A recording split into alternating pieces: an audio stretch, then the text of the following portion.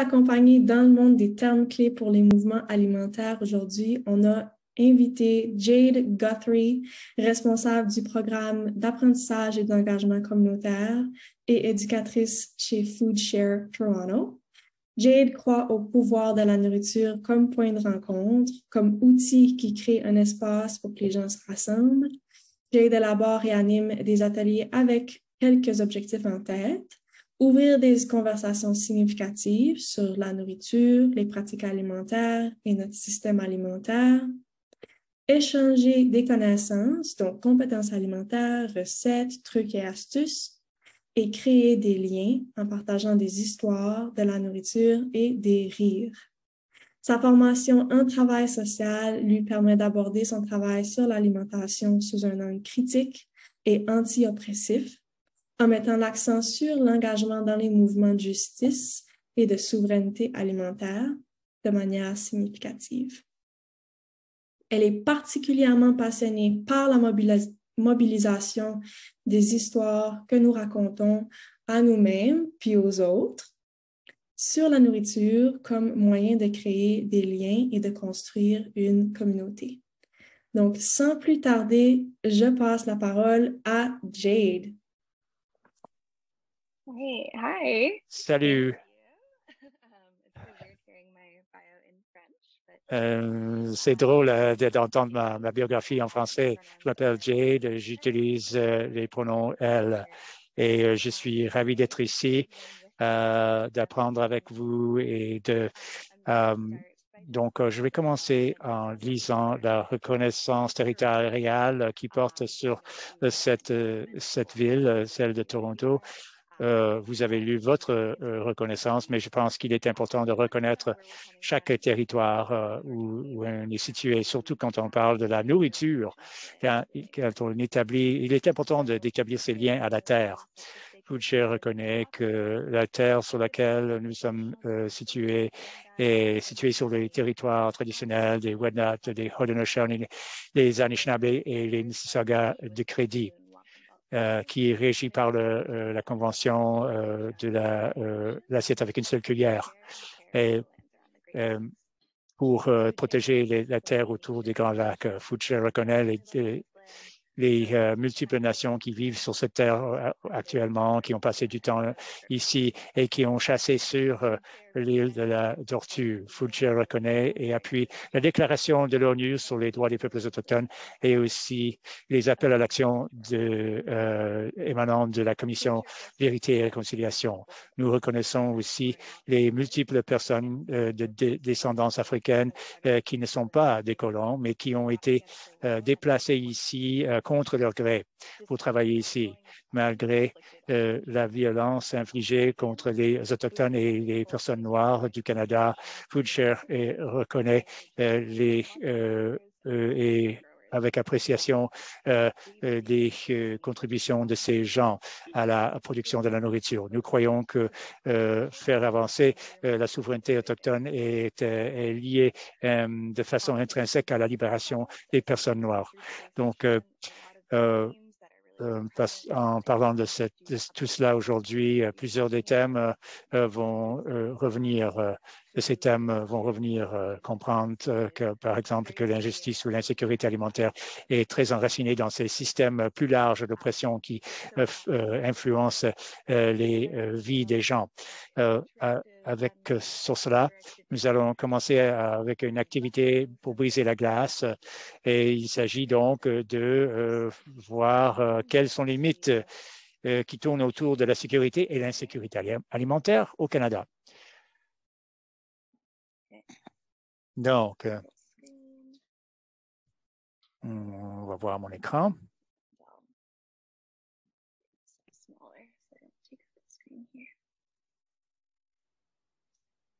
Okay, so let me move this here. Okay, so we're going to go through a couple mythbusters here. Donc, quelques mythes et quelques faits. Et vous pouvez toujours commenter dans le chat car nous sommes un grand groupe. Vous ne faudrait peut-être pas intervenir dans verbalement. Mais vous pouvez toujours aussi utiliser les réactions. Par exemple, le pouce vers le haut si vous trouvez que le fait est vrai, parce que je vais vous donner une série d'énoncés et vous devez décider lesquels sont vrais et lesquels sont faux. Donc, si vous décidez que c'est vrai, ben alors vous pouvez dire oui, ou avec le pouce peut-être, ou dans le chat. On va essayer de déboulonner quelques mythes connus, bien connus, et essayer de réfléchir aussi peut-être à nos propres hypothèses et nos propres présupposés en matière d'alimentation. Donc, commençons. Lançons la balle. Les mythes, la faim et l'insécurité alimentaire ne sont pas un problème au Canada. Ça, c'est un énoncé. Je veux savoir si c'est un mythe ou si c'est vrai ou si c'est faux. Est-ce que c'est un mythe ou un fait? On dirait que vous avez beaucoup d'expérience dans ce domaine. Il y a bien des gens qui disent que c'est un mythe. Même, je dirais qu'il y a un consensus total, l'unanimité. Effectivement, ce n'est pas vrai. Au Canada, la faim est souvent vue comme un problème qui affecte particulièrement le Sud mondial et non pas l'Amérique du Nord. Mais ce n'est pas vrai. À Toronto, par exemple, et partout au Canada, on trouve qu'un ménage dans 5 vit de l'insécurité alimentaire et c'est un chiffre qui croît à chaque jour, étant donné les prix qui augmentent. Deuxième énoncé. Au Canada, tout le monde a le droit à l'alimentation. Vrai ou faux? Je vois quelqu'un qui dit vrai, il y a quelqu'un qui dit faux. Vrai, un autre vrai.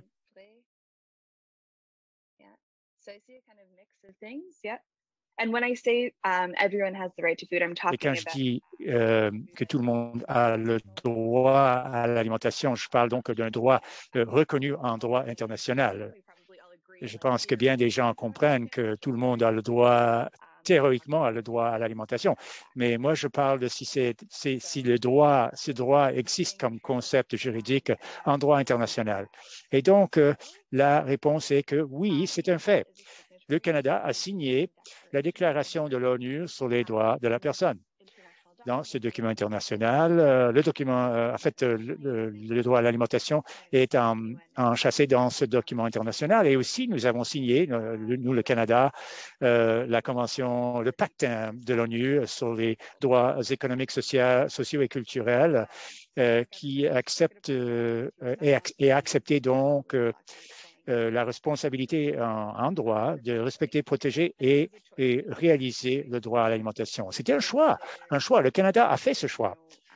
Il y a d'autres pays qui ont choisi de ne pas signer ce document.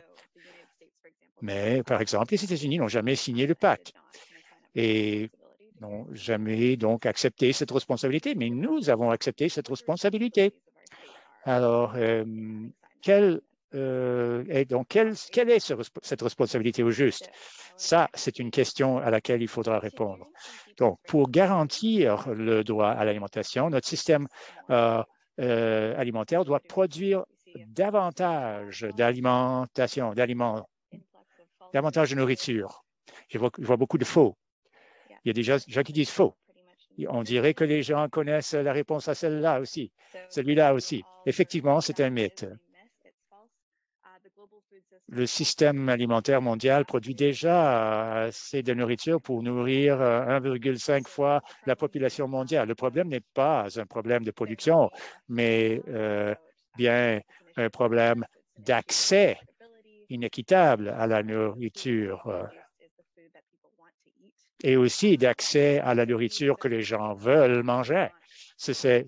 Donc, ce sont les questions qu'il faut poser, non pas la question comment est-ce qu'on peut produire d'avoir encore de la nourriture, parce qu'on sait qu'il y a toutes ces fermes de monoculture qui produisent tellement de nourriture, mais ce n'est pas ça le problème. Bon, ça va bien jusque-là. Prochain énoncé. Les banques alimentaires et d'autres programmes d'aide alimentaire d'urgence résoudent le problème de la sécurité alimentaire et peuvent nous aider à garantir le droit à l'alimentation. Est-ce que c'est vrai ou faux? Je vois bien des gens qui disent faux.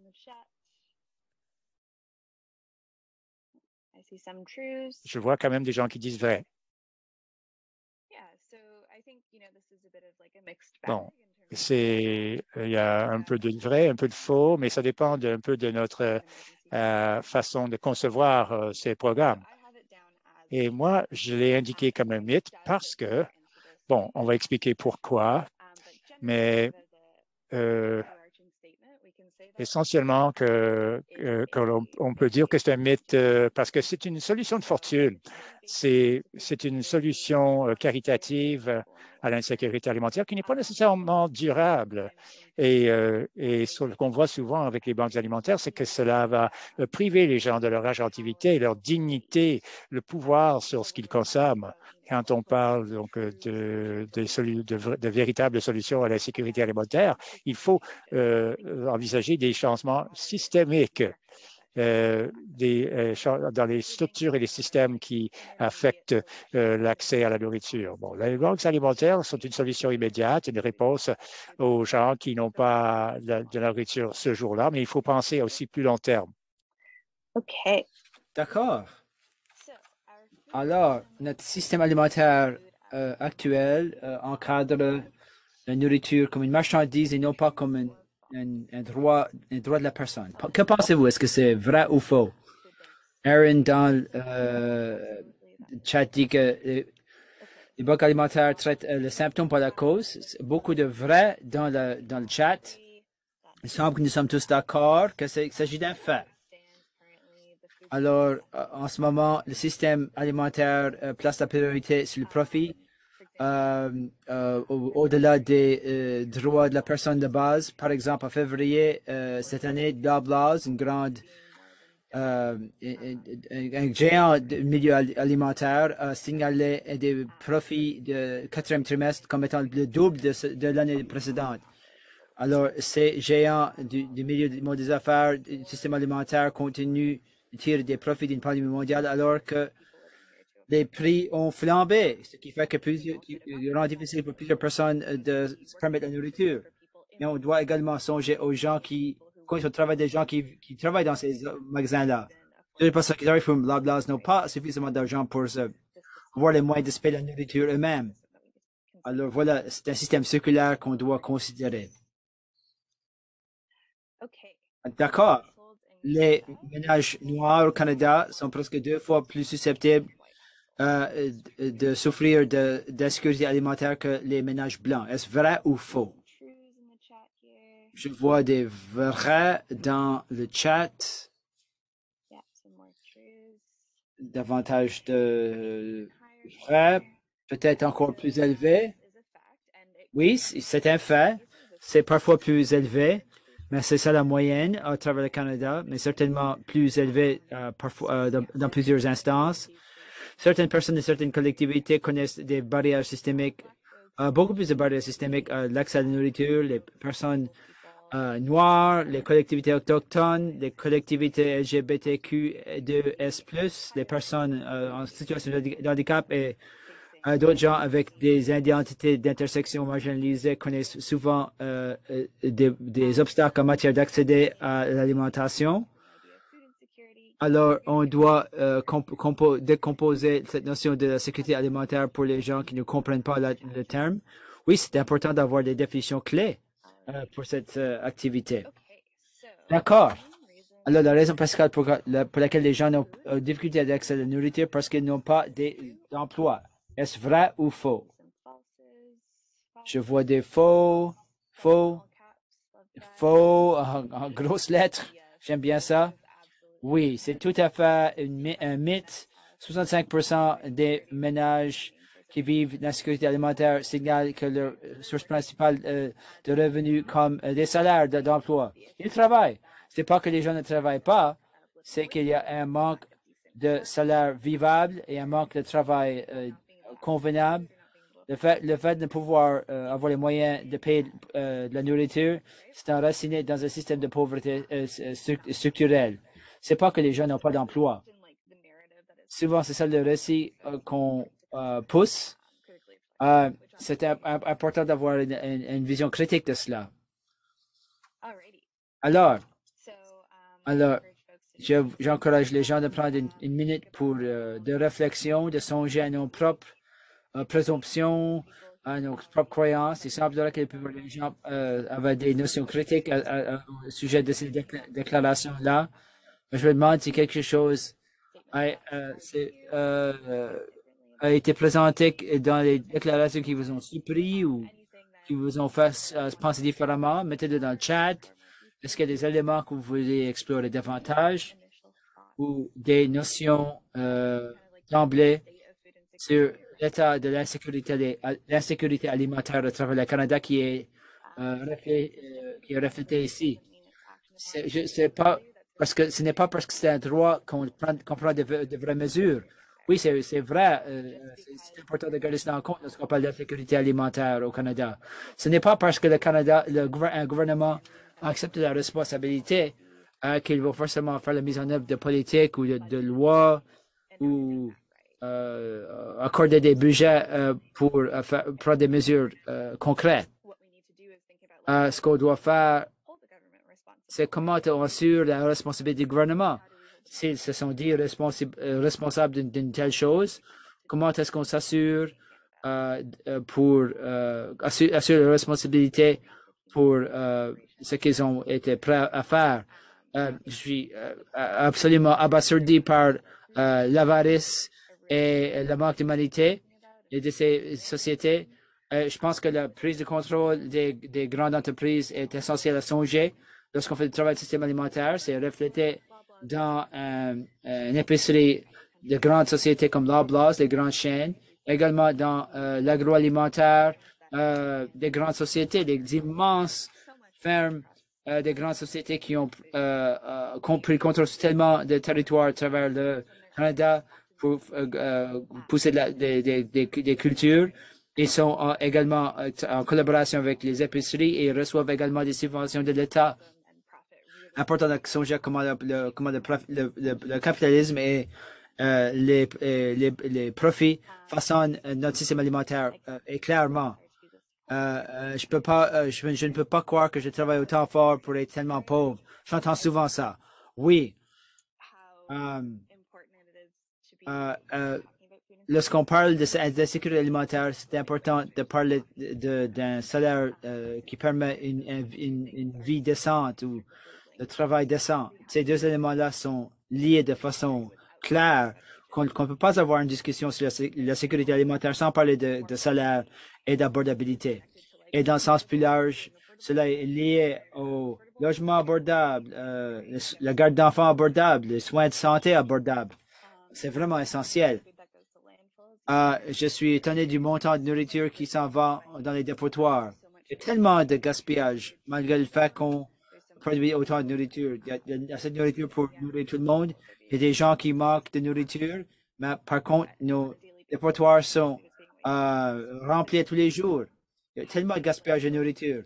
Comment est-ce que ces dépotoirs ont un impact sur les collectivités autour? Qui sont les impacts du fait que ces dépotoirs sont remplis de nourriture?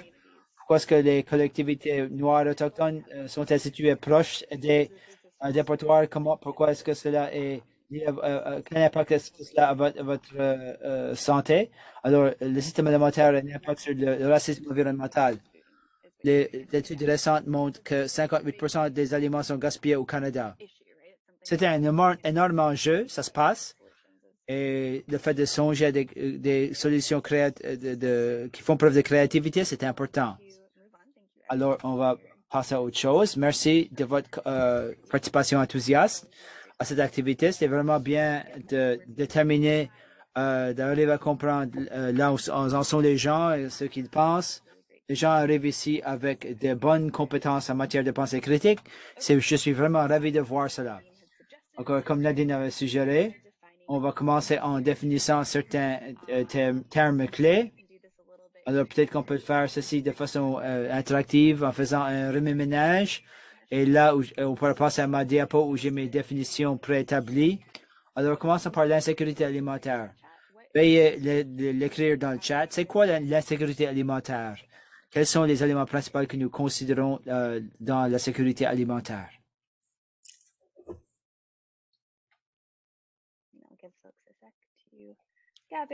Je vais vous donner une notion de rassembler vos idées et de les saisir dans le chat.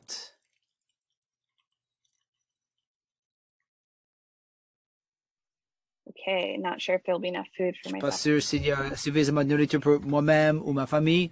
C'est une base continue, instabilité pour l'individu ou un ménage afin d'obtenir le prochain repas, manque d'accès à de la nourriture abordable qui est saine. Certainement, la capacité des individus d'avoir accès à des nourritures saines et appropriées du point de vue culturel de façon opportune et à un prix raisonnable. Les déserts alimentaires, ce sont toutes ces choses importantes à considérer. J'aime bien que les gens songent non seulement à la quantité, mais également à la qualité de la nourriture. Et le fait que cela doit refléter leur culture, ça doit être abordable. Le fait que ça doit être sain et nourrissant. Ça doit correspondre aux choses que les gens veulent manger. J'aime bien que les gens ont mentionné cette notion d'instabilité est très importante aussi. C'est pas besoin d'une insécurité alimentaire grave. C'est important de parler de la précarité des aléas et la réalité de vivre d'un chèque de paie à l'autre. Une semaine, on en a assez et l'autre semaine, non.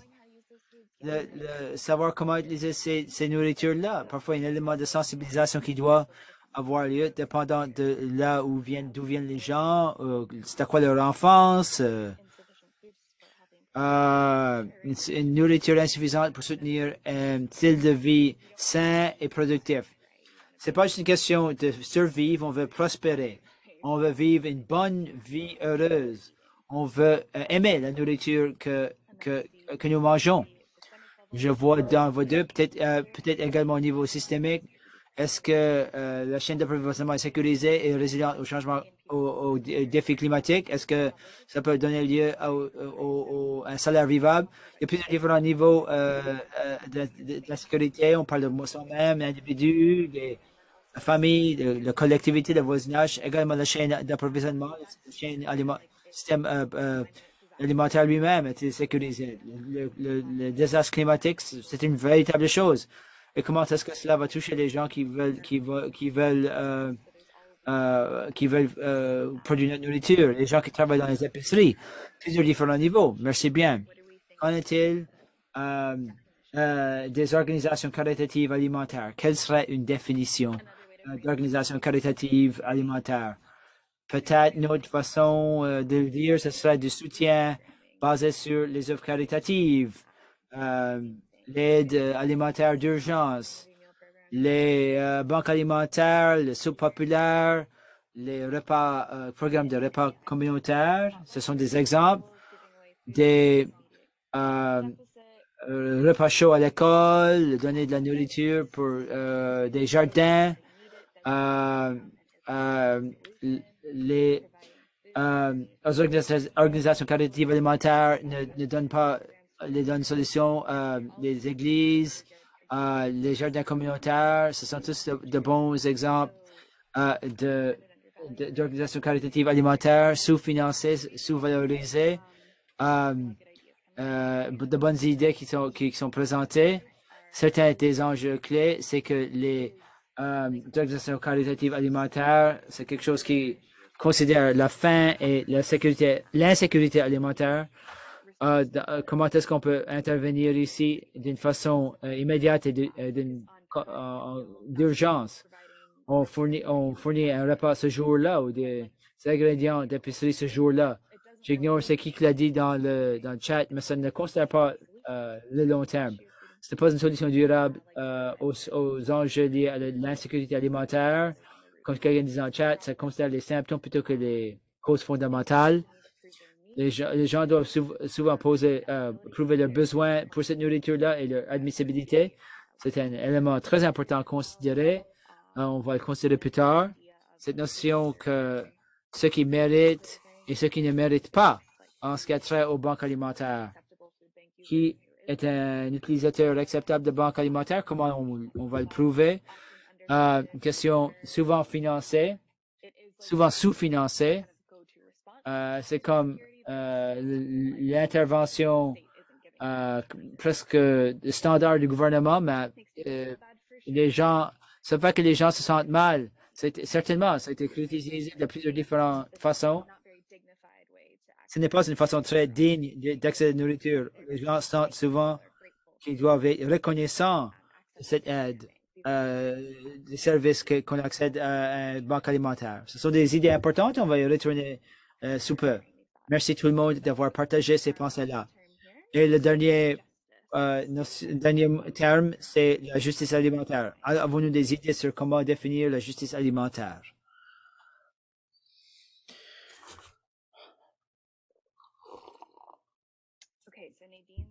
Alors, Nadine nous dit, la capacité de tout le monde d'avoir accès à des aliments sains et appropriés, peu importe leur statut financier ou l'emplacement géographique, et combattre, lutter pour ces droits de la personne, accès équitable à territoire pour faire de l'agriculture, la souveraineté alimentaire, un système où tout le monde a accès à des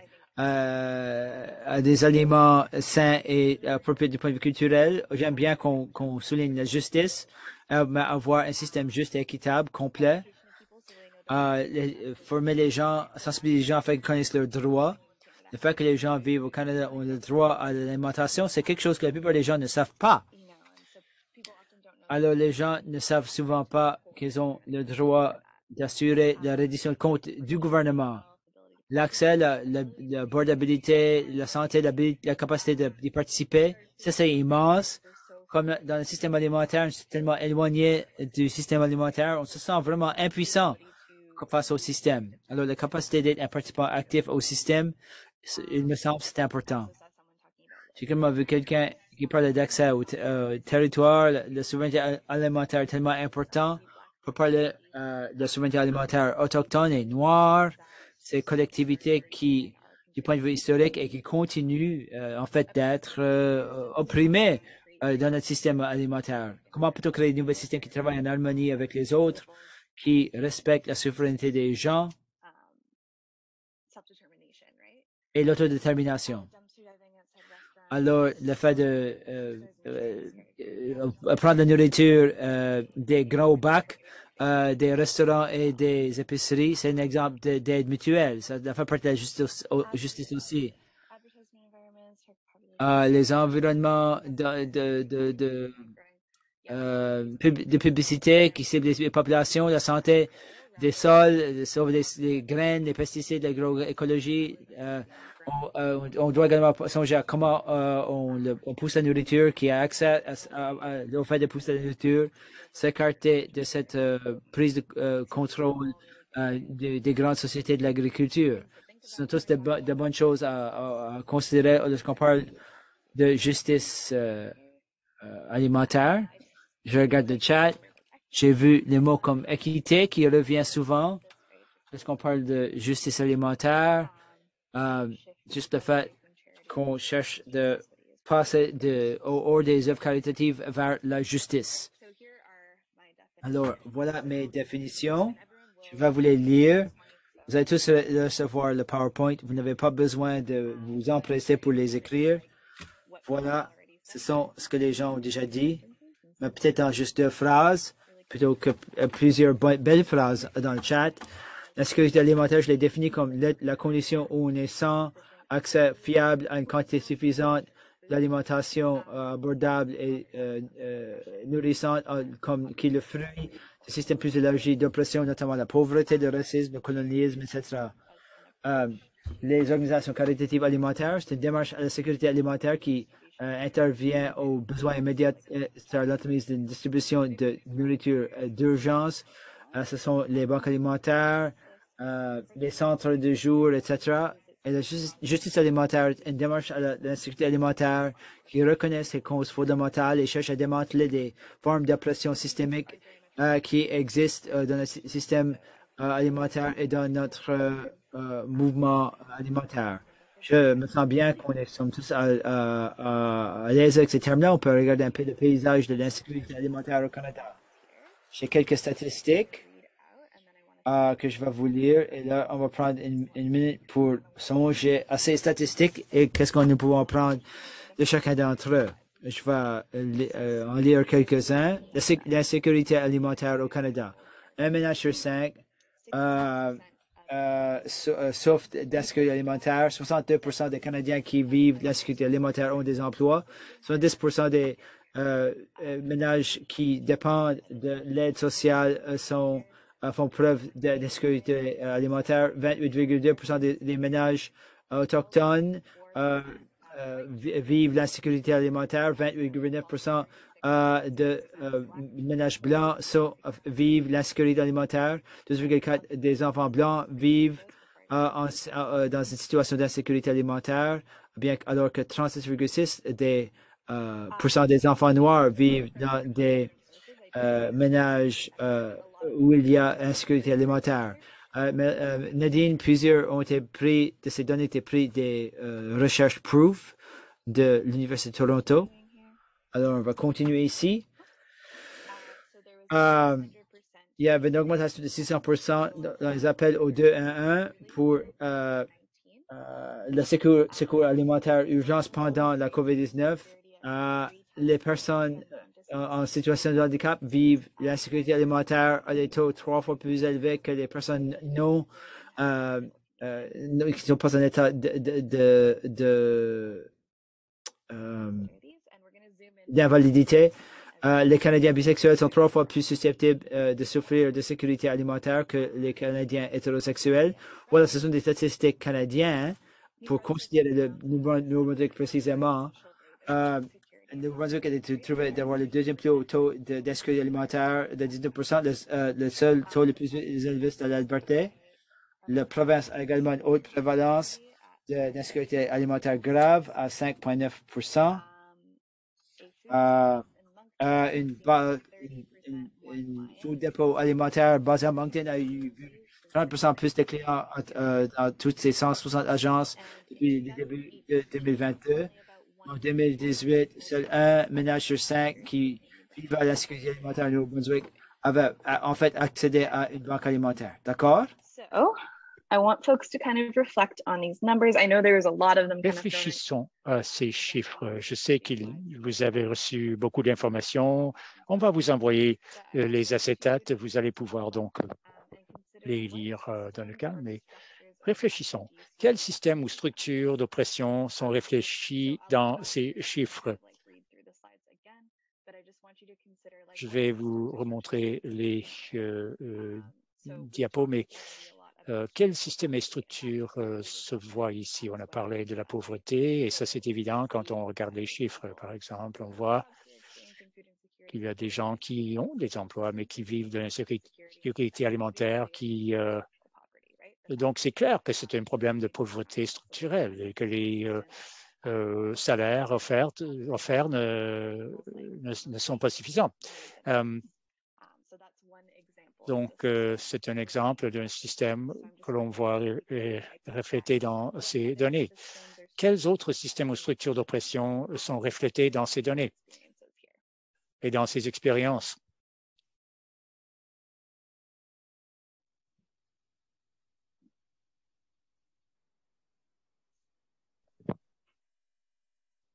Food system is organized and motivated Le système alimentaire est organisé et motivé par le profit. Absolutely. So profit and tout à fait. Le profit, le capitalisme, ça c'est énorme. Donc, que les aliments coûtent tellement cher, ce n'est pas une erreur, ce n'est pas un accident, c'est parce que les gens ont décidé de profiter de cette marchandise. Le racisme.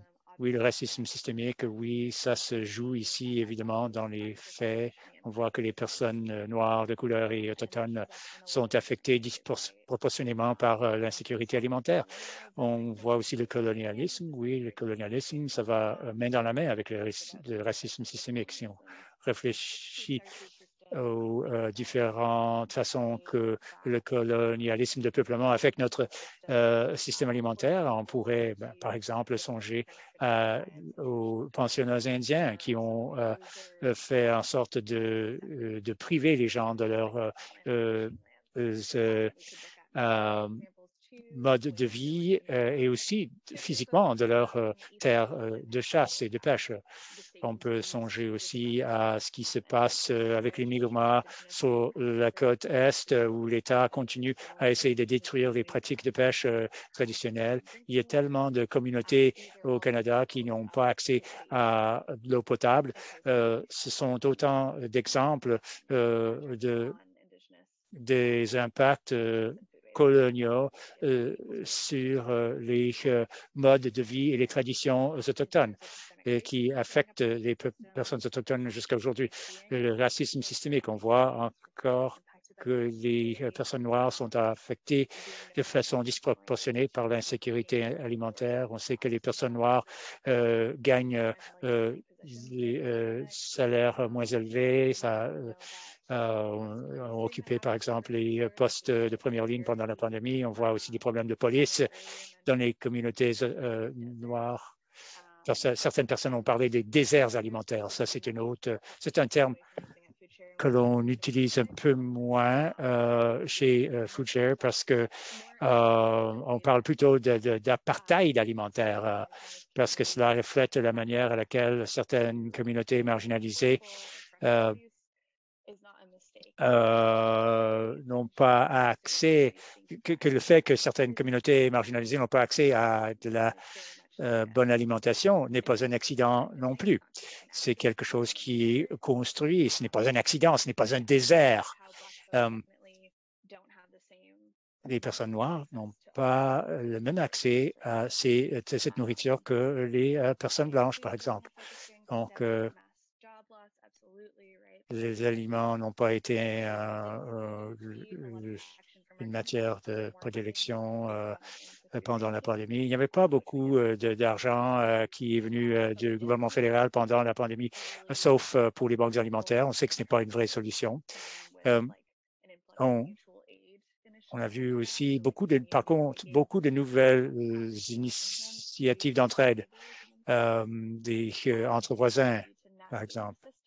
Difficulté de naviguer le système pour les populations à faible revenu. Pensons aussi aux travailleurs agricoles, migrants. Ça devrait être difficile pour eux d'avoir accès aux appuis sociaux, aux avantages sociaux. Quand on vit à la ferme, ce n'est pas toujours facile. Sans voiture, naviguer le système est très difficile pour eux. Le système est oppressif. Mais je crois que blâmer le système ne sert pas. Nous avons un pouvoir personnel. Je pense qu'il est important de nommer le système et d'identifier les différents problèmes, mais ensuite, il faut parler de ce que l'on peut faire pour changer les systèmes. Mais il faut d'abord comprendre ce qui se passe avant de pouvoir le changer. D'effectuer des changements qui seront durables à long terme. On peut faire beaucoup de choses individuellement, mais il y a aussi beaucoup de pression que l'on peut mettre sur le gouvernement pour changer les choses.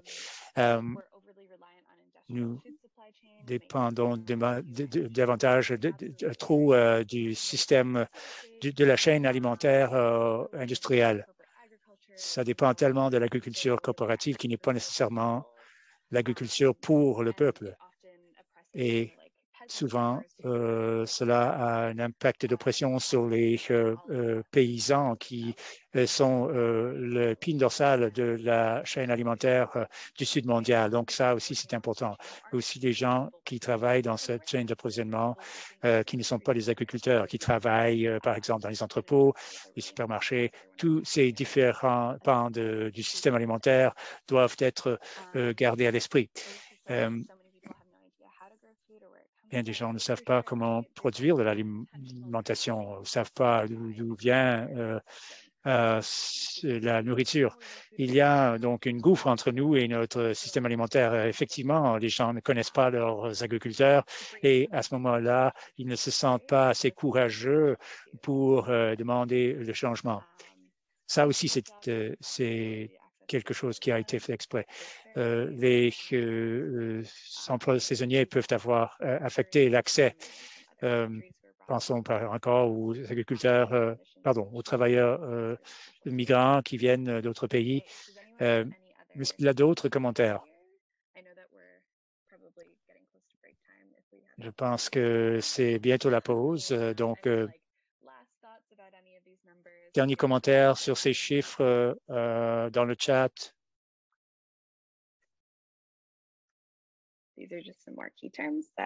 D'autres termes clés. Et vous allez recevoir la présentation.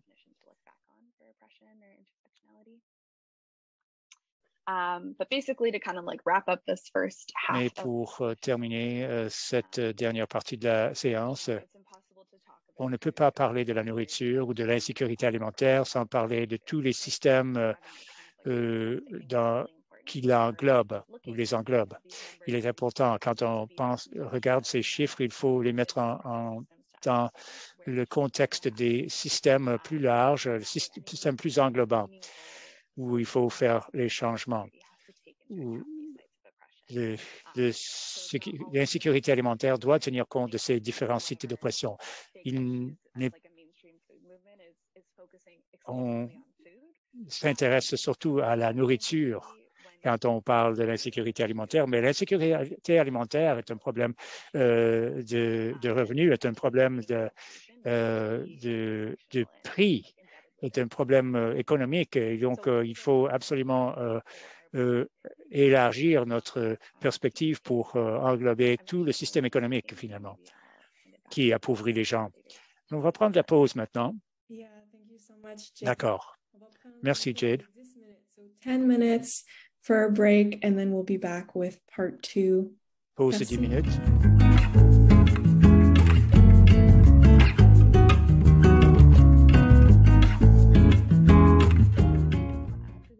Donc, pour cette deuxième partie, nous allons parler surtout des solutions.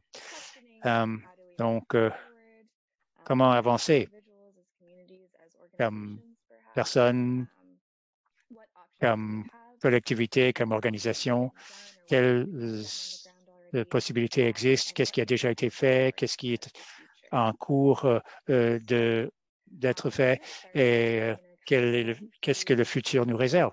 Alors, parlons d'abord de la charité alimentaire. La charité alimentaire, on a commencé à l'explorer un peu et je veux vous expliquer un peu ce que c'est et pourquoi elle ne marche pas tout à fait. Donc, comme on le sait, la charité alimentaire, c'est la réponse dominante du Canada au niveau de l'État, de la réponse à l'insécurité alimentaire. Qu'est-ce que la charité alimentaire? Bon, c'est des programmes comme les banques alimentaires, les sous-populaires qui offrent un accès d'urgence, accès urgent à l'alimentation.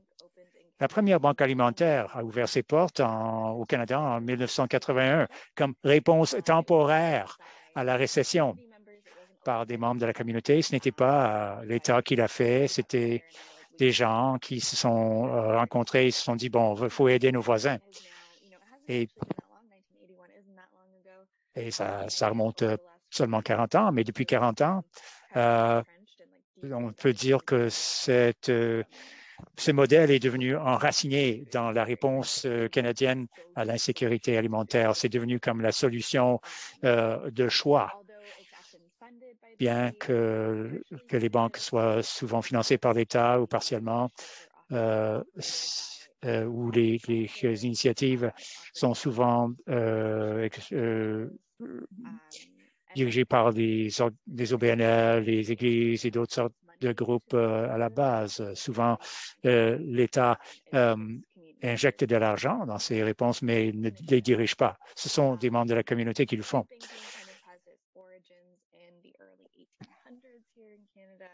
Ce modèle trouve ses origines au début du 19e siècle, quand les riches femmes blanches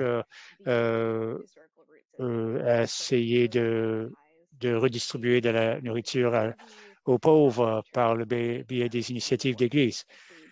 Donc, quand on songe aux origines de la banque alimentaire et à la charité même, il ne faut pas manquer l'élément chrétien qui s'y trouve. Et comme quelqu'un a dit dans le chat aussi, souvent les initiatives appliquent des critères d'admissibilité. Par exemple, le revenu, vous devez par exemple fournir votre dernière paye pour montrer que vous avez reçu de paie, pour montrer que vous avez comme le revenu requis ou vous montrez votre adresse de domicile, votre statut d'immigration. Si vous êtes ici comme sans document, peut-être que vous n'avez pas accès à la banque. Tous ces critères d'admissibilité se présentent de différentes façons.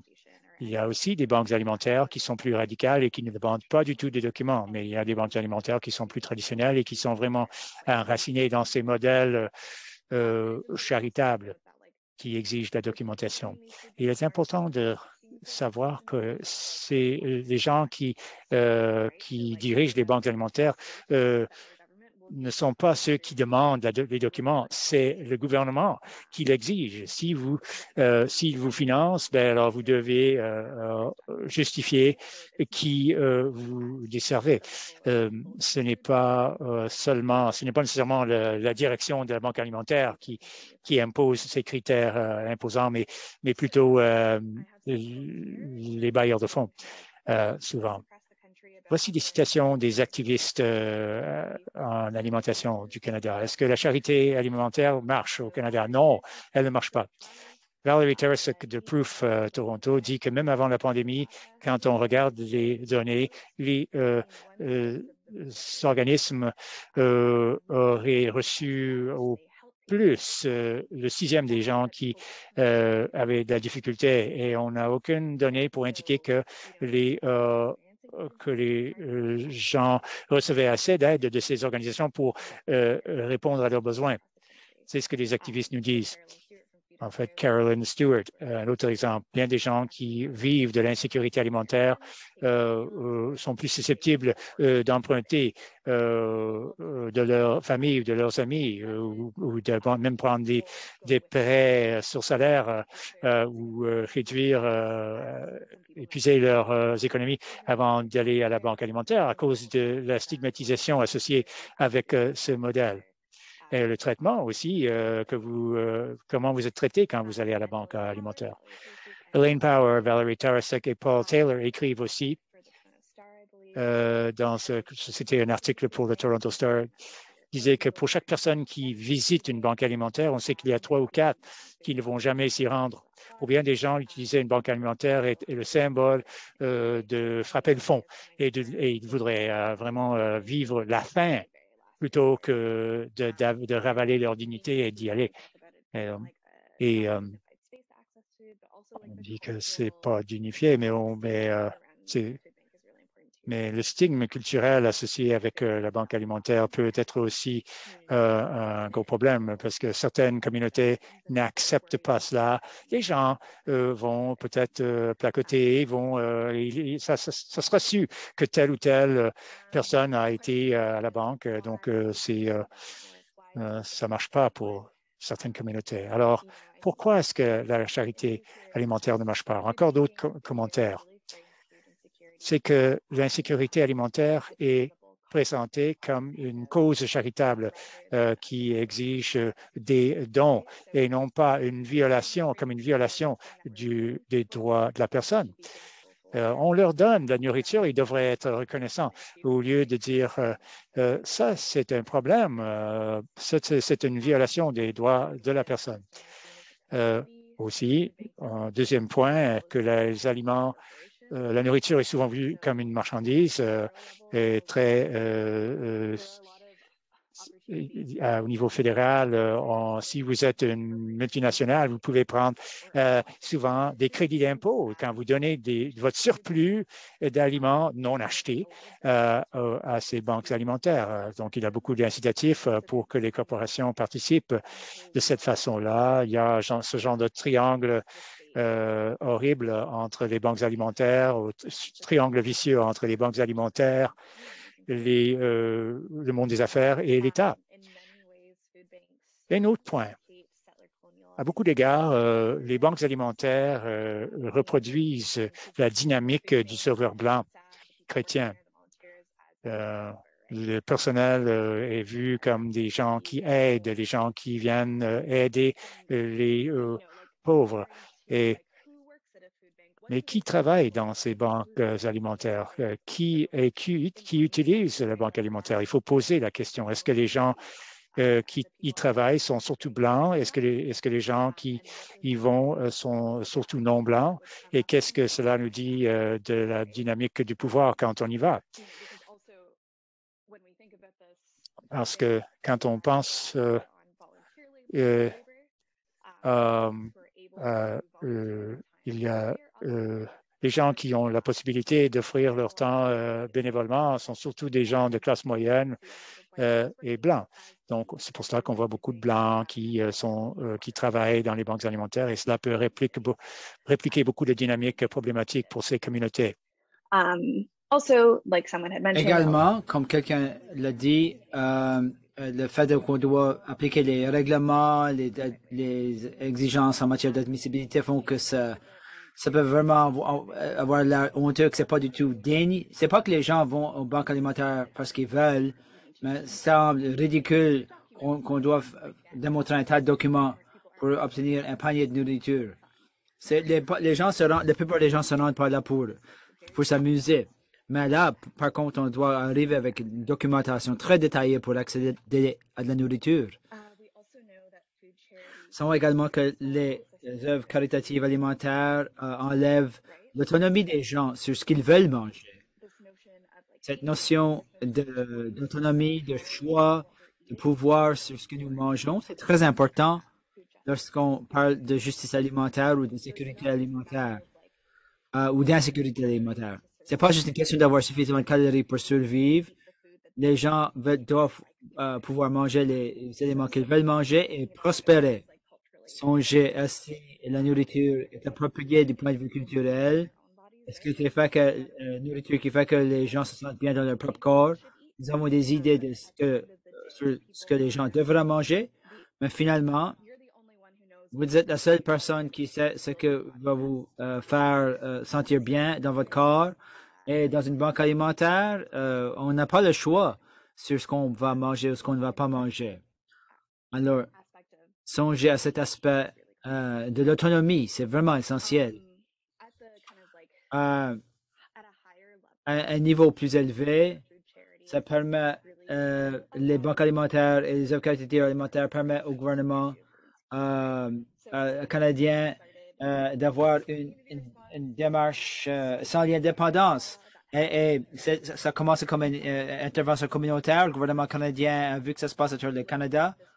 Le gouvernement canadien se dit, c'est une façon facile de remettre la responsabilité dans le secteur sans but lucratif. On va donner un peu d'argent tout de temps en temps, mais cet autre secteur-là peut assumer la responsabilité. Ce que ça fait finalement, ça leur donne l'occasion d'écarter leurs responsabilités. Et cela ne met pas beaucoup de pression sur le gouvernement d'instaurer des changements significatifs en matière de politique. Alors, plutôt que d'avoir des changements systémiques en matière de politique sur le système alimentaire et l'agroalimentaire des grandes entreprises, le gouvernement fédéral envoie un tas d'argent dans les banques alimentaires. C'est ce qu'on a vu au début de la pandémie et c'est ce qu'on continue de voir. J'ai vu un commentaire dans le chat. La question ici, Jade, diriez-vous que le modèle d'une boîte de fruits et légumes de distribution alimentaire enlève l'autonomie des gens ou est-ce que c'est surtout pour les interventions alimentaires charitables? Est-ce que c'est une question de, est-ce que c'est une boîte ou il y a une souscription? Oui, nous faisons une boîte de bonne nourriture comme option.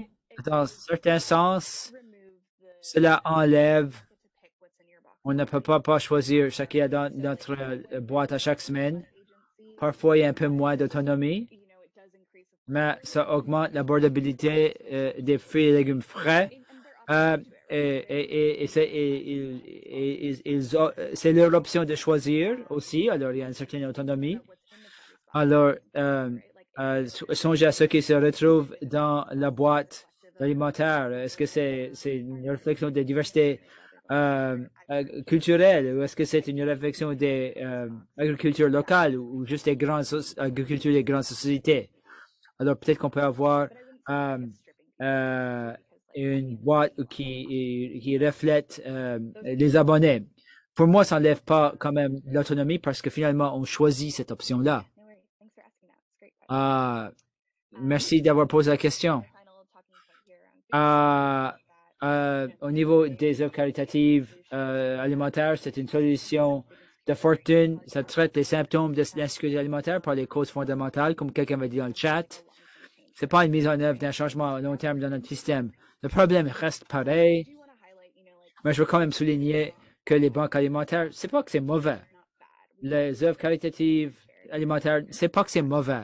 C'est clair qu'on en a besoin parce qu'il y a tellement de difficultés avec l'insécurité alimentaire au Canada. Les gens ont besoin d'accès d'urgence à la nourriture sur une base quotidienne. Mais je veux souligner qu'on ne doit pas juste mettre l'emphase sur les œuvres caritatives alimentaires en matière d'intervention. Pour nous, en ce moment, oui, on en a besoin, mais on veut élaborer un système où on n'en a plus besoin. C'est une solution à 3 volets, à 2 ou 3 volets. Mais entre-temps, les œuvres caritatives alimentaires, c'est quelque chose qu'on doit continuer afin que les gens puissent survivre d'un jour à l'autre. Alors, si ce n'est pas des œuvres caritatives alimentaires, ce serait quoi? C'est là où intervient la justice alimentaire. Alors, c'est quoi la justice alimentaire? Qu'est-ce que ça mange l'hiver? Ce sont des initiatives menées par la collectivité.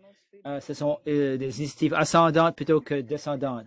La plupart des chaînes banques alimentaires sont initiatives descendantes. Quelqu'un décide qu'est-ce qu'une collectivité va manger. Ils ne viennent pas forcément de la collectivité. Les initiatives de justice alimentaire sont pilotées par les gens qui sont le plus touchés par l'insécurité alimentaire, la pauvreté et le racisme. C'est les collectivités qui décident pour eux-mêmes. C'est une question d'autodétermination et de souveraineté alimentaire en ce qui a trait à ce dont ils ont besoin d'apporter des changements.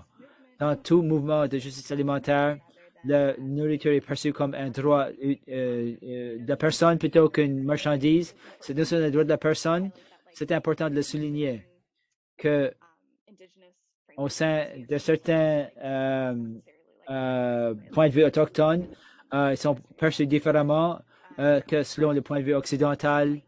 Mais le point essentiel, c'est que les aliments ne sont pas vus comme une marchandise dans les mouvements de justice alimentaire. Ils ont une relation avec les aliments, on a besoin de cela pour survivre, la relation au territoire, toutes ces choses-là. Alors, la justice alimentaire met l'emphase sur apporter des changements à long terme et transformer les systèmes, comme je viens de dire. C'est pas juste aujourd'hui. C'est qu'est-ce qui va arriver dans 7, 10 ans d'ici.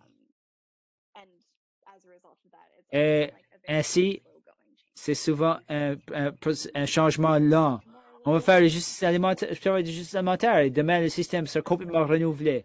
On doit vraiment s'investir et travailler là-dessus pendant très longtemps. Karen Washington, une fois, c'était à la fin de l'allocution, c'est une organisatrice à New York City, elle a dit que la justice alimentaire, c'est un verbe. C'est quelque chose qui m'a frappé. Le fait de faire du travail de justice alimentaire, c'est une action. On est continuellement, on s'engage continuellement auprès de ça. C'est pas une chose qu'on fait une seule fois. C'est beaucoup élargi. C'est pas juste, on parle pas juste de la nourriture, mais on parle de revenus, salaire vivable, des logements, de garde d'enfants, soins de santé. On élimine le cloisonnement en matière d'aborder de l'insécurité alimentaire pour une compréhension plus collaborative et holistique de pourquoi existe l'insécurité alimentaire et comment on peut y apporter changement. Je vois dans le chat, Alicia dit, je travaille auparavant pour une banque alimentaire à une conférence nationale cette semaine. Elle dit que les banques alimentaires sont parmi les seules organisations qui ne veulent plus, qui veulent faire tellement bien qu'ils n'ont plus un emploi. Oui, c'est sûr. Chaque banque alimentaire radicale et progressiste devrait chercher à ne pas exister dans 10 ans. Malheureusement, c'est vrai pour cette organisation. Il y a d'autres organisations, d'autres organismes de banques alimentaires qui veulent, pas forcément qui veulent continuer d'exister, mais ils ne apportent pas des changements systémiques qui touchent les collectivités et la sécurité alimentaire communautaire. On les voit comme faire perdurer l'enjeu même. Pour les gens qui travaillent dans les banques alimentaires, songez à si votre organisation, si vos principes, si vos valeurs, si vos philosophies sont alignés avec une démarche d'œuvre caritative alimentaire ou de justice alimentaire et de remettre cela en cause de façon critique. C'est important de le partager. Merci d'avoir partagé, Alicia. Je vais vous parler de certaines initiatives en matière de justice alimentaire qui démontrent certaines des valeurs et des principes que je viens de mentionner. Tout d'abord, c'est Toronto Plant Life. Ça, c'est local chez moi. Je suis sûr. Mais je voudrais bien savoir si les gens, s'il y a des initiatives de justice alimentaire locale au Nouveau-Brunswick, veuillez bien les partager dans le chat. Toronto Plant Life, c'est vraiment génial. C'est un jardin mené par des jeunes autochtones et de l'agriculture à petite échelle et ils poussent des nourritures traditionnelles et des médecines à Toronto, à Toronto. Et ils distribuent cela à travers la ville. Et ils viennent de commencer il y a une année et ils ont beaucoup grandi. Ils font l'agriculture en partenariat avec FoodShare dans une de nos fermes urbaines de la partie ouest de la ville. C'est mené par les jeunes autochtones. Il n'y a personne au-delà de 25 ans qui, dans la gestion de cette organisation-là. C'est pas mal excitant de voir des jeunes en train de faire ce genre de travail. Alors, ça c'est un bon exemple de quelque chose de local, à petite échelle, initiative en matière de la justice alimentaire. Alors, veuillez bien partager des initiatives semblables dans le chat, dans le sens, sur le plan national. Il y a la justice pour les travailleurs migrants.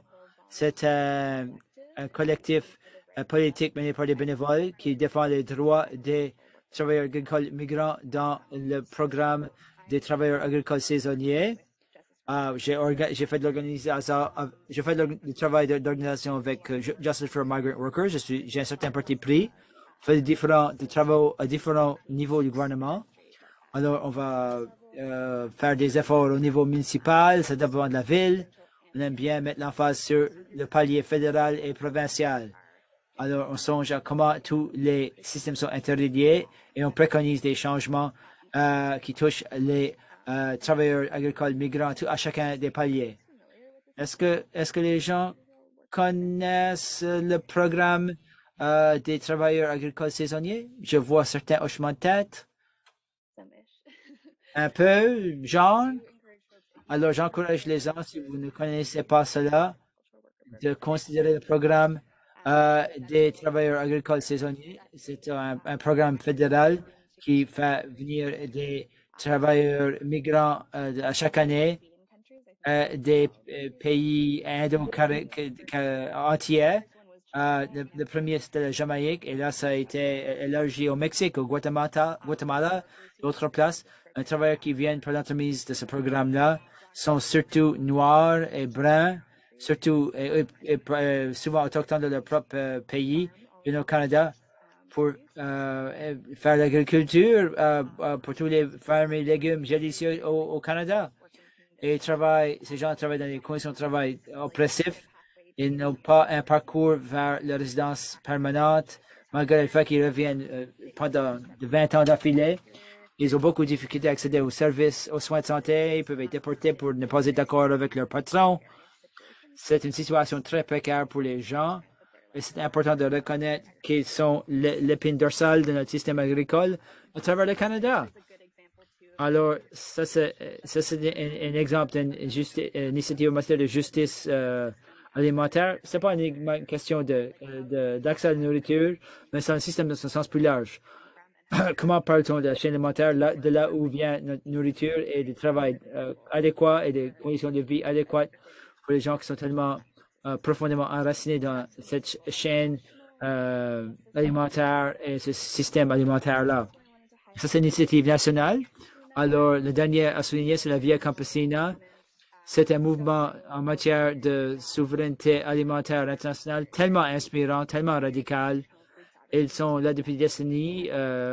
Ils font la coordination d'organisations paysannes, de producteurs petits et de petite taille moyenne, des travailleurs agricoles, des femmes rurales et de communautés autochtones à travers le monde. Ils ont créé le terme de la souveraineté alimentaire. Ils ont fait tellement de beau travail d'organisation pour tout le monde sur notre chaîne alimentaire mondiale, les droits des fermiers, des travailleurs. C'est un bel exemple lorsqu'on parle de justice alimentaire, il y a tellement différents niveaux de défense des droits, défense des droits dans lesquels on peut s'engager. Ça passe du très, très local à tout le monde. Il y a tellement de gens, liens à créer et tellement d'échanges qu'on peut apporter et qui ont été apportés. Je pense que c'était Nadine qui a dit dans le chat, le fait de parler de tous ces systèmes d'oppression et ces structures qui sont plutôt violents, qui façonnent les vies des gens, ça peut vraiment être débordant, c'est lourd, on peut avoir un sentiment d'impuissance face à ces systèmes-là. Pour moi, une des choses qui m'apporte le plus d'espoir et qui m'inspire à apporter des changements, c'est de regarder toutes les choses incroyables que font les gens sur le terrain depuis des décennies et tirer inspiration de ces initiatives-là, de comprendre comment est-ce qu'on peut s'inscrire dans ces initiatives-là, comment peut-on participer, que peut-on faire pour faire des progrès ensemble. Je vois Lisa dans le chat, ça s'appelle Sustainable Containers. C'est un jardin où les gens peuvent prendre ce qu'ils veulent. C'est Shawn, les sentiers Shawn, plantés et soignés par la collectivité ECAP et SJ Learning Exchange. Cette année, je travaille avec l'échange d'apprentissage pour pousser tout à partir de la graine. C'est vraiment incroyable. Quel bel exemple de quelque chose qui se passe sur le terrain dans vos collectivités. Quelque chose auquel vous faites partie. Cela me paraît être une solution de faire preuve de créativité pour intervenir autour des milieux d'oppression dans notre système alimentaire. J'adore des solutions en matière de conteneurs. Merci bien d'avoir partagé cela. Voilà, il s'agit d'un bon moment afin que les gens puissent continuer de partager dans le chat. Je vous entends parler d'autres initiatives auxquelles font partie les gens sur le terrain dans vos propres collectivités. Katie, nous avons récemment acheté une aventure de micro-verdure aux Shoots. C'est très populaire, une entreprise sociale. J'adore les initiatives menées par les jeunes. Si on regarde l'organisation en matière climatique dans le monde, ce sont les jeunes qui le font. C'est eux qui savent comment transformer le monde. Tout ce qui autonomise et implique les jeunes, c'est tellement important en matière d'organisation, de mobilisation en matière de justice alimentaire. Et j'aime bien les verdures, les micro-verdures. Songez également à ce à quoi vous participez. Également, vous pouvez pas, peut-être une question critique, vous n'avez peut-être pas besoin de partager en chat. Peut-être que vous apportez cette question à vous dans les prochaines séances de la formation. Considérant comment on a regardé les œuvres caritatives alimentaires, le travail de justice alimentaire. Alors, songez à votre propre travail et où se trouve votre propre travail. Si vous voyez que votre travail est davantage une réflexion d'une démarche d'œuvre caritative, considérez quel genre de changement vous pourriez faire, ce que vous coûte l'argent sur des valeurs, de passer davantage vers la justice alimentaire et le commerce équitable pour faire que le travail dans lequel que vous faites plus visé sur la justice et les droits. C'est une grande question et peut-être que c'est une question abordée dans les équipes par notre mise de collaboration avec des co-travailleurs et les gens qui pilotent votre organisation. C'est une question très importante à considérer. Depuis 6 ans à FoodShare, on a beaucoup mis la phase là-dessus. On a vraiment passé à transformer nos valeurs organisationnelles mieux alignées avec une démarche de justice alimentaire. C'est difficile, mais c'est très important alors que nous travaillons pour créer, pas vraiment créer de nouvelles solutions, mais réaligner le travail que nous faisons et mieux soutenir le travail qui se passe déjà. Yeah, so feel free to share in the chat any like ideas, thoughts you have. If you have questions for me. Partagez vos idées dans le chat ou vos questions. Pour moi, je n'ai pas beaucoup parlé de FoodShare et son travail, mais si vous avez des questions à ce sujet, je me ferai plaisir de répondre.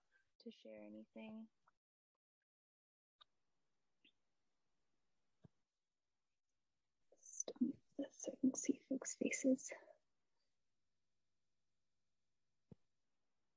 Okay, so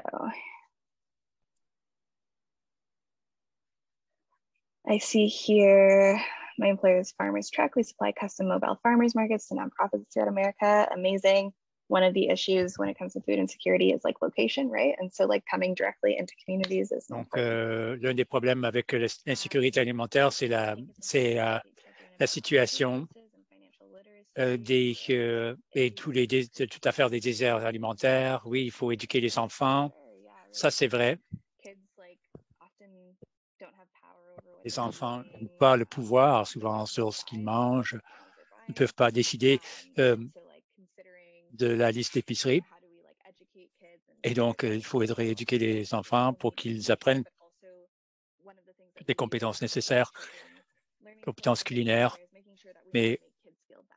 Et on ne veut non plus jamais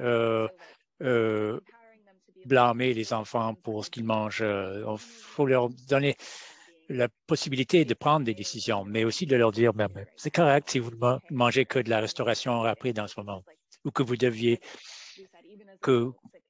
aller à la banque alimentaire, parce que même comme adulte, souvent les adultes se sentent pas comme désemparés. Et si on est un enfant, encore plus face à ces systèmes d'oppression.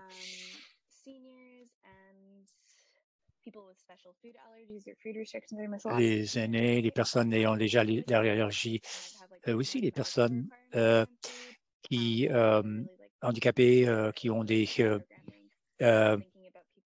aussi certaines nécessités alimentaires, des préférences peut-être aussi. Il faut quand même donner ce que les gens veulent manger.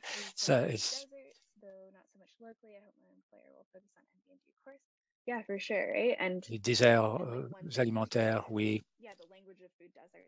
Bon. Vous pouvez, par exemple, réfléchir à la question de pourquoi certaines zones ou secteurs n'ont pas assez d'accès à de la nourriture santé. Donner le pouvoir aux enfants de manger ce qu'ils veulent. Et une autre chose, en matière de l'éducation alimentaire, c'est essentiel. Et bien des gens n'ont pas accès à cette éducation. Mais il faut aussi penser à ceci. Souvent, des États vont donner un financement pour les gens, pour qu'ils apprennent à faire de la cuisine, mais et on présume qu'ils ne savent pas le faire, mais souvent, ils savent le faire, mais ils n'ont pas assez d'argent ou assez de temps. Ils ne font pas assez d'argent, peut-être nécessaire pour acheter de la bouffe. Il faut aussi poser ces questions.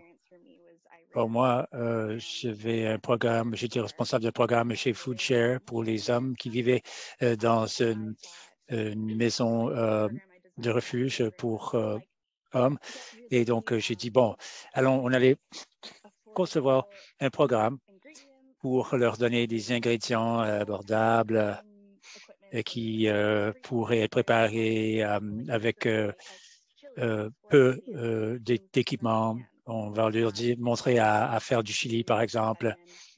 Les hommes sont arrivés, ils ont fait un chili, ils ont dit, ouais, c'était bon. Et là, je leur ai dit, qu'est-ce que vous voulez préparer maintenant? On veut faire un repas extraordinaire avec, moi, je peux faire rôtir du steak, moi, je peux faire des pancakes. C'était ces gens qui savaient, qui avaient déjà beaucoup de compétences alimentaires. Il s'agissait plutôt de leur demander. Moi, quand je fais de la programmation, je commence par leur poser la question. Je leur dis, qu'est-ce qui vous rendrait heureux? Si j'ai de l'argent pour aller acheter du bœuf, ben, on va le faire. Je ne vais pas leur dire, ben, faisons du macaroni au fromage. Là, si c'est pas ça qu'ils veulent manger. Est-ce qu'ils ont des assiettes? Est-ce qu'ils ont de l'équipement? Ben, ça, c'est aussi c'est une question importante. On trouve que on a trouvé que on ne pouvait pas faire venir tout le monde pendant la pandémie dans la cuisine. On ne pouvait pas rejoindre ces gens qui venaient chez nous parce qu'on ne peut pas cuisiner chez nous si on n'a pas de laptop, si on n'a pas de cuisine. Donc, si on partage avec 5 autres personnes, si on est coloc avec 5 personnes, puis on occupe on est chambreur, ça peut pas fonctionner parfois. Végétalien, cachère, le modèle actuel alimentaire ne tient pas nécessairement compte de toutes ces exigences alimentaires. Un groupe qui conserve des semences. Ça, c'est un aspect très important de la justice et la souveraineté alimentaire. Je n'en sais pas beaucoup de choses, mais je suis inspiré par les gens qui conservent leurs semences, surtout les gens qui conservent leurs semences traditionnelles. Je trouve que c'est une façon extraordinaire de s'éloigner de l'agriculture du modèle industriel. On voit aussi des gens comme Bill Gates, des milliardaires qui achètent les droits de propriété intellectuelle sur les semences. Donc, conserver les semences, c'est une excellente façon de lutter contre cette tendance. Il y a une organisation qui s'appelle Growing Culture qui fait beaucoup de travail pour expliquer l'accaparement de l'agriculture par les industriels et aussi de toutes ces initiatives de conservation des semences dans le monde. Alors, allez voir Growing Culture. Alors, je pense que le temps s'est écoulé. Il y a une fille chez nous qui a lancé 4 dépenses communautaires pour les gens qui ont de la misère à obtenir des services chez les banques alimentaires. Voilà donc un autre exemple d'entraide. On n'en a pas beaucoup parlé aujourd'hui, mais songez aux initiatives d'entraide qui existent chez vous. Je sais qu'il y a tellement de groupes extraordinaires qui ont vu le jour à Toronto. D'entraide à une longue histoire. Songeons par exemple aux Panthères Noires qui avaient leur programme pour nourrir les enfants. Donc, un autre exemple de la justice alimentaire qui nous permet par exemple de s'éloigner du modèle des banques alimentaires. Je pense que je dois redonner la parole à Maïna. On est arrivé.